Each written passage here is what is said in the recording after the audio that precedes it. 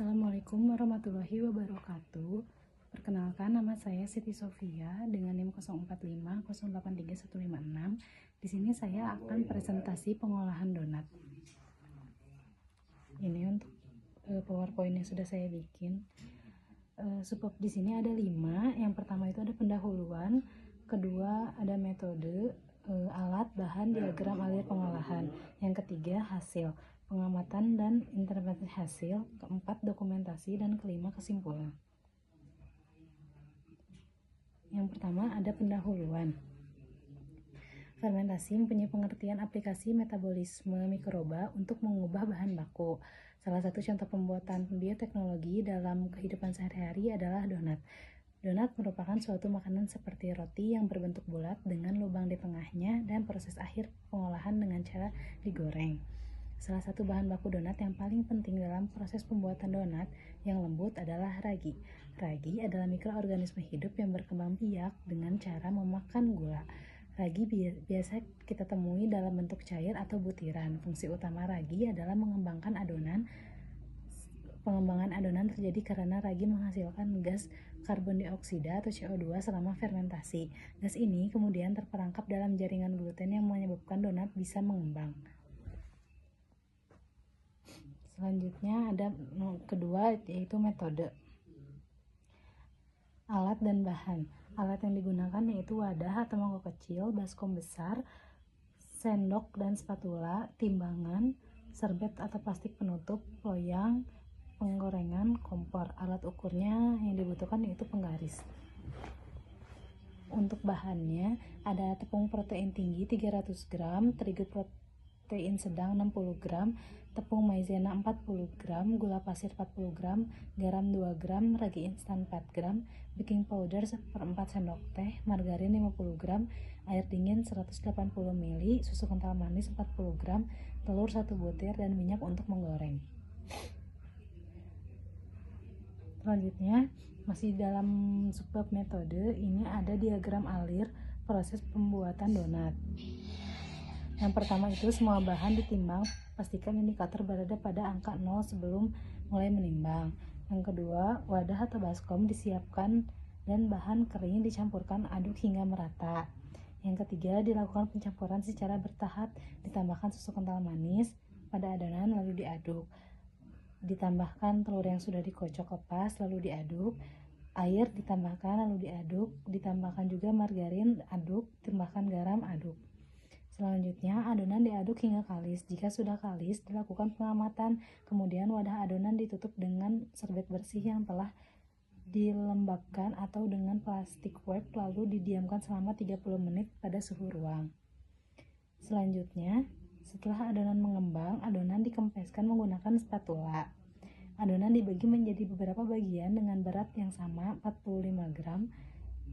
Lalu adonan yang sudah dibagi diletakkan di loyang, dilakukan hingga adonan habis. Selanjutnya, adonan dibentuk menjadi bentuk donat, kemudian didiamkan kembali selama 30 menit. Langkah terakhir yaitu jika adonan sudah siap, tinggal goreng dan tiriskan, lakukan pengamatan. Selanjutnya, yang ketiga ini ada hasil pengamatan dan interpretasi hasil. Waktu fermentasi itu pada jam 9.30 selama 30 menit, berarti sampai jam 10 pas. Pengamatan perubahan tinggi adonan selama proses fermentasi. Pada waktu 0 menit, tinggi adonan itu setinggi 2,5 cm. Pada waktu 30 menit, adonan berubah tingginya menjadi 5 cm. Untuk diameternya, pada saat 0 menit itu 14 cm, pada saat 30 menit adonan berubah diameternya menjadi 19 cm. Untuk perhitungannya seperti ini, didapat tinggi adonannya itu 100% karena tinggi adonan di menit 30 dikurangi tinggi adonan di menit 0 dibagi tinggi adonan di menit 0. Persentase pertambahan diameter juga perhitungannya didapat 35,71%. karena diameter adonan di menit 30 dikurangi diameter adonan di menit 0 dibagi diameter adonan di menit 0 dikali 100%. Ini untuk tabulasi data dan olah datanya. Lama penggorengan 2 menit, warnanya kuning muda atau pucat, aromanya kurang harum, aroma tepung masih terasa, rasanya kurang matang, sedikit hambar. Untuk tekstur lembek, bagian dalam masih agak basah, penyerapan minyaknya rendah, sedikit berminyak. Untuk waktu 5 menit, kuning kecoklatan, aromanya harum khas donat, rasanya matang merata, manisnya pas. Untuk teksturnya empuk di dalam, renyah di luar. Untuk penyerapan minyaknya sedang, tidak terlalu berminyak. Untuk waktu 7 menit, warnanya coklat tua gelap, aromanya agak bau gosong, rasanya sedikit pahit, teksturnya keras dan kering, penyerapan minyaknya tinggi atau lebih berminyak. Selanjutnya ini ada interpretasi hasil. Perbedaan waktu penggorengan pada donat sangat berbeda nyata pada kualitas donat yang dihasilkan. Untuk waktu penggorengan selama 2 menit, waktu penggorengan terlalu singkat sehingga proses pematangan belum sempurna, kadar air masih tinggi.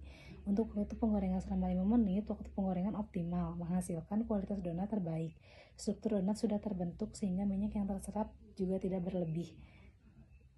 Untuk waktu penggorengan selama 7 menit, waktu penggorengan terlalu lama menyebabkan donat overcooking atau menurunkan kualitas produk. Semakin lama digoreng, air dalam donat semakin banyak menguap dan digantikan oleh minyak, sehingga penyerapan pada waktu 7 menit itu tinggi, jadi lebih berminyak. Jadi waktu yang optimal untuk penggorengan donat adalah 5 menit agar menghasilkan produk yang memiliki kualitas yang baik. Ini ada dokumentasi pada saat pembuatan donat. Ini untuk hasilnya.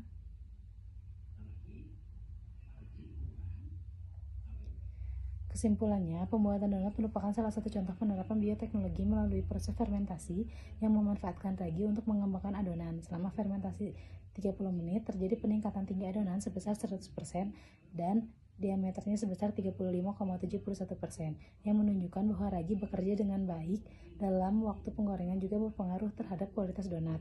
Hasil pengamatan menunjukkan bahwa penggorengan selama 5 menit menghasilkan donat dengan kualitas terbaik karena tingkat kematangan, kadar air, dan penyerapan minyak berada pada kondisi yang seimbang.